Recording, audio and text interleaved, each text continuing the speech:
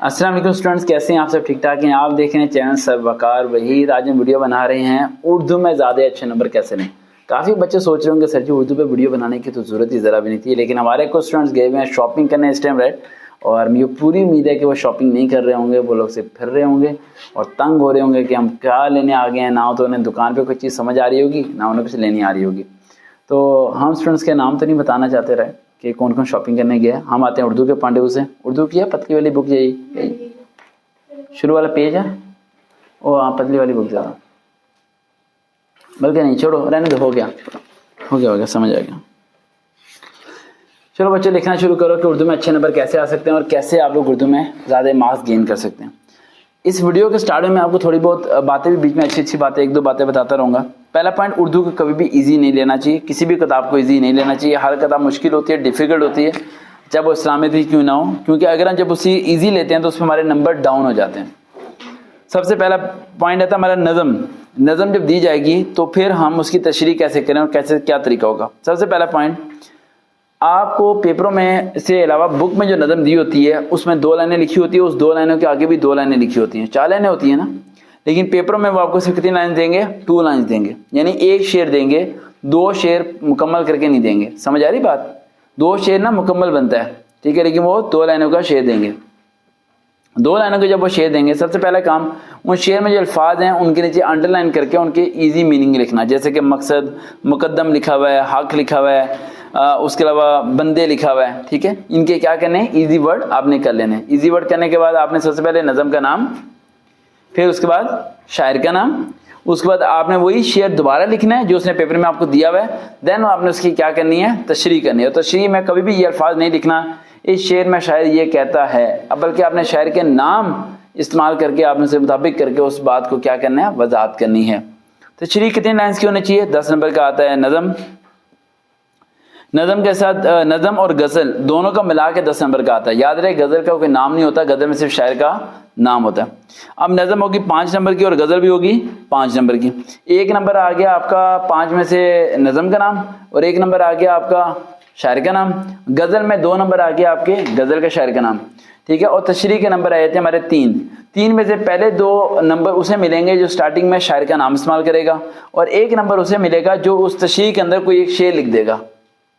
समझ आ रही है? दिमाग काम कर रहा है? आज पहली बार उर्दू पढ़ा रहा हूँ आपको सही डीपली तरीके से, ठीक है। 5 नंबर लेने आने का तरीका समझ आ गया। यानी तशरीह के अंदर आपने कोई एक शेर लिखना है, अगर उसी नज़म का कोई शेर आपको याद है तो, वरना खुद से कोई शेर याद हो तो वो भी लिख सकते हैं, लेकिन वो रेलिवेंट हो। ये ना हो कि तशरीह किसी और चीज़ की हो रही है और शेर महबूब के बारे में कुछ और आ रहा है, ठीक है, ऐसा नहीं होना चाहिए। गज़ल की बात होती है, गज़ल में आपने जब शेर लिखना है, शेर के बाद आपने शायर का नाम लिखना है। गज़ल में जब तशरीह करनी है तो उसमें आप शायर का नाम ना इस्तेमाल करें, शेर में शायर ये कहता है ये आप लिख सकते हैं, इसकी वजाहत कर सकते हैं।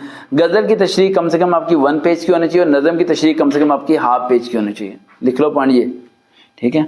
उसके बाद हमारा आया था अगला पॉइंट, एक आपको पैराग्राफ दिया गया होगा और बताया गया, पूछा गया होगा कि इसमें सबक का नाम क्या है। समझ आ रही बेटा? सबक का नाम क्या है और मुसन्निफ का नाम क्या है, ठीक है। और मुश्किल अल्फाज की क्या करने हैं? मायने लिखने हैं। कशीदा अल्फाज, कशीदा का मतलब मुश्किल होता है। सबसे पहली बात कि जो आपको दिया होगा पैराग्राफ, सपोज करें कि वो पैराग्राफ आपको नहीं समझ आ रही है कि चैप्टर ने दिया है, आपने सीधा चला जाना है क्वेश्चन आंसर पे। अगले पेज पे आपको क्या दिए हुए? क्वेश्चन आंसर दिए हुए, सवाल तो जवाब।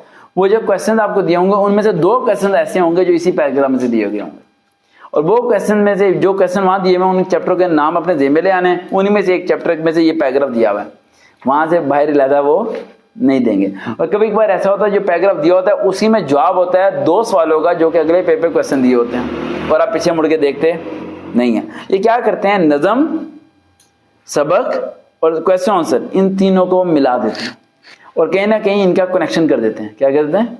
कनेक्शन, जो कि आप लोगों को समझ में नहीं आ रहा होता। कभी कभार ट्रिक करने से भी आपके नंबर अच्छे आ सकते हैं। मुश्किल अल्फाज के मायने लिखेंगे, हवाला मतन आएगा, सबक का नाम आएगा, मुसन्निफ का नाम आएगा, देन उसकी स्लीस उर्दू करेंगे, यानी आसान अल्फाज में करके आप उसे लिख देंगे। उसके बाद ये अगले पार्ट पे आते हैं। अगले पार्ट पे हम आ जाते हैं कि आपको सवालात दिए होंगे और कहा गया होगा कि 5 करें। जैसे कि इंसान कब सख्त, काहिल और वैश्विक हो जाता है? सलीम ने 4 लड़कियों की क्या खूबियां बयान की हैं? बताएं क्या खूबियां थी? वो अच्छे थे, हर आते जाते को सलाम करते थे, बड़ों का एहतराम करते थे, छोटों को शफ़क़त करते थे। ठीक है, ठीक है। कुरैश ने रसूल पाक सल्लल्लाहु अलैहि वसल्लम और हज़रत अबू बकर सिद्दीक़ रज़ियल्लाहु अन्हु को गिरफ्तार करने का क्या इनाम मुकर्रर किया?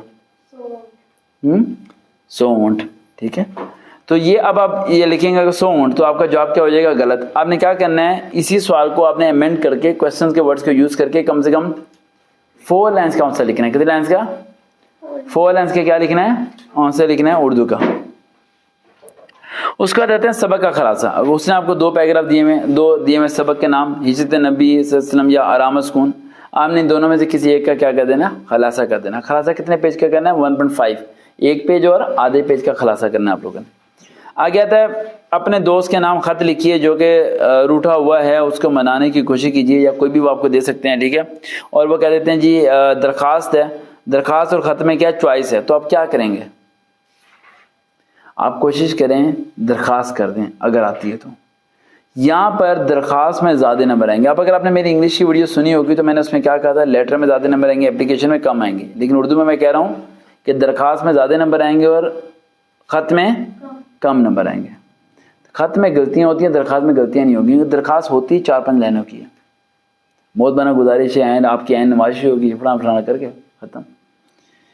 ख़त में कहीं ना कहीं फंस जाओगे आप, हो भी सकती है गलती। उसके बाद आती है जी आपका मुकालमा और कहानी में चॉइस होती है। इसमें क्या करना चाहिए? कहानी करनी चाहिए, मुकालमा नहीं करना चाहिए। लेकिन अगर कहानी नहीं आती तो लंबी लंबी छोड़ना ना, कहानी के अंदर मुकालमा कर लेना। उसमें लंबी लंबी छोड़ने के भी थोड़े बहुत नंबर आए थे। 10 जैस जुमलों को दुरुस्त करें। उल्टे बांस दिली को, दही खट्टी है, दरवाजे को बंद करो, मेरा साइकिल खराब हो गया, अमजद ने कराची जाना है। इन्हें क्या करना? दुरुस्त करना है। क्या करना? दुरुस्त, आगे पीछे करके इन्हें सही करना है। ठीक है,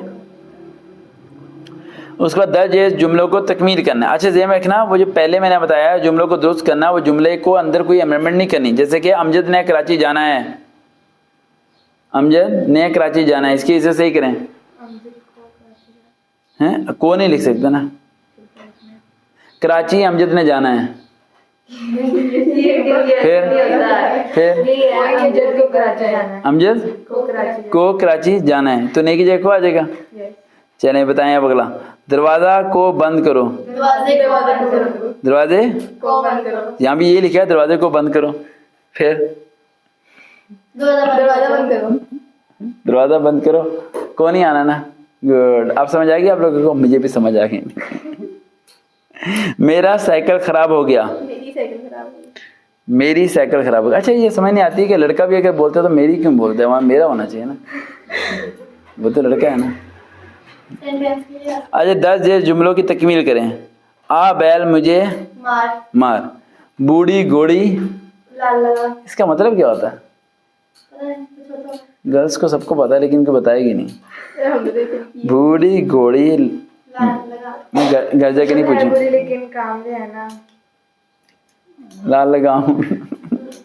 जिसकी लाठी, पाकिस्तान याद आ गई। जिसकी लाठी उसका भैंसा, उसकी भैंस, भैंसा कहाँ जा गया? चोरी की दाढ़ी में, चोर की दाढ़ी में देंगे। और इस तरह आप लोग कीजिए, पूरी बुक के एमसीक्यूज याद कीजिए, सबक के नाम याद करें, सबक के मुसन्निफ के नाम याद करें। शायरों की तशरीह याद करने के लिए शायर के हर शेर के एंड में के का को लिखा होता है वो याद करें, एमसीक्यूज याद करें, इसम मार्फा काफिया वगैरह सब याद करें। 9th में अच्छे नंबर लें और चीटिंग से ग्रेज करें और नमाज़ पढ़ के दुआ में याद करें। दोबारा मुलाकात होगी नेक्स्ट वीडियो के साथ। अल्लाह हाफिज़।